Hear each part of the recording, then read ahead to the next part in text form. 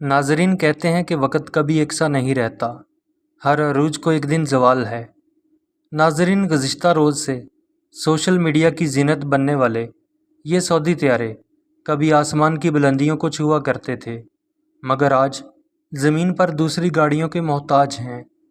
ناظرین، سعودی air line کے 3 طیاروں کو بڑی کرینوں کے ذریعے ٹرکوں پر لوڈ کر کے جدہ سے ریاض منتقل کیا گیا۔